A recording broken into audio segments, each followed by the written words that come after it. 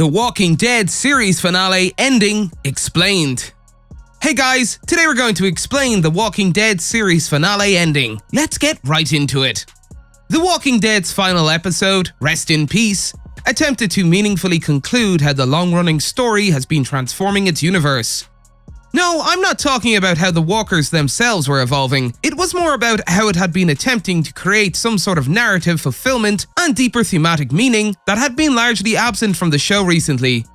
It was founded more than a decade ago with the intention of exploring what is lost when the world as we know it collapses.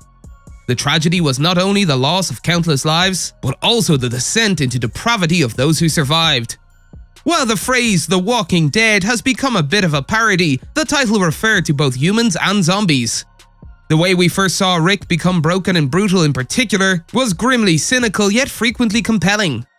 For all of his efforts to make the world a better place, where people would look out for one another and find community, he would repeatedly succumb to his own worst impulses. It was such a pessimistic depiction of what could happen to people pushed to desperation that the show had recently attempted to complicate this final season by offering a glimpse of a brighter future. As a result, analysing how it all comes together in this final chapter necessitates looking not only at the plot, but also at how the ideas beneath it are conveyed. What did this series finale all end up aspiring to mean, aside from the return to a few familiar faces and a handful of character deaths? Breaking this down will require major spoilers, so if you haven't seen the finale yet and still want to, bookmark this page and return later. The closing conflict that had been building was literally between all of the characters we had come to know and the corrupt Pamela, who had ruled the Commonwealth with an iron fist. However, how this plays out in the plot is less interesting than what it represents for the world at large. Maggie and Negan's plan to shoot Pamela from a distance was something The Walking Dead would have done without thinking in previous seasons. Instead, Daryl manages to cut through the confusion with a speech that is rushed but still insightful. He tells Pamela, "You built this place to be like the old world. That was the problem," before going to open the gates for the people who are still trapped outside. Everyone is saved and Pamela is arrested despite her attempts to flee with the walkers. In fact, Maggie shoots a walker to protect herself rather than to kill her. The remaining members of the group then blow up the remaining walkers, saving the community. Young Judith survived the previous episode's gunshot wound, but Rosita was bitten during a walker fight. She finds her daughter and has a perfect dinner with friends before dying.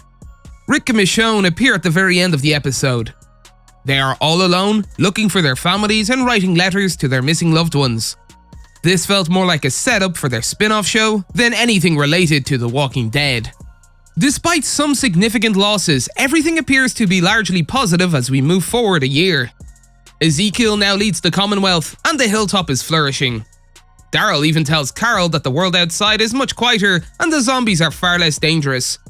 Of course, the 3 subsequent spin-offs will almost certainly alter this.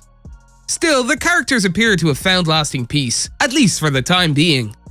It's almost as if, after enduring so much conflict and bloodshed, that it became unsustainable. The group discovered another way to live. The show had been experimenting with the idea of its characters dealing with the violence that had dominated their lives, and this ending was an attempt to bring that home. Ezekiel even gives a brief but direct speech in which he explicitly promises that the future will be better under his leadership. Even the colours are more vibrant and fairy tale-like than ever before, with lush green landscapes leaping off the screen.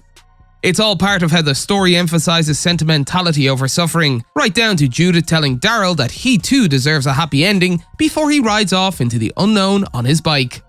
As he leaves the old world, he notices a few walkers, but he ignores them and continues on his way.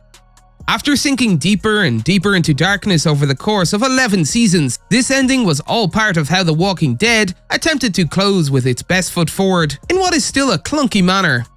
Strangely, the series that kept popping into my head was one that couldn't be more different in genre, but went through a similar but ultimately superior redemption arc on the same network.